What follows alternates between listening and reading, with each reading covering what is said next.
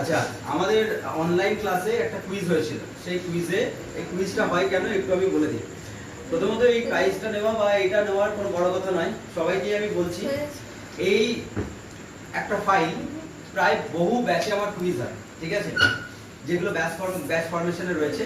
তো সেখানে যাতে স্টুডেন্টসরা যে পড়াগুলো রয়েছে সেগুলো ঠিক করে করে এবং তাদের কতটা তাদের তৈরি হয়েছে সেটা তারা বুঝতে পারে, তার জন্য এই কুইজটাকে নেওয়া।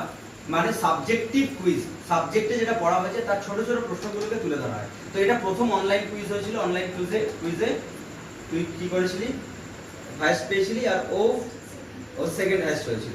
আর হচ্ছে সৌর্য ছিল, তাই তো? তো সৌর্যটা তোলা থাকলো, ওকে এটা দিয়ে দিলাম, ঠিক আছে। এটা কে কতটা বছরে জমাতে পারে, ঠিক আছে, ওকে।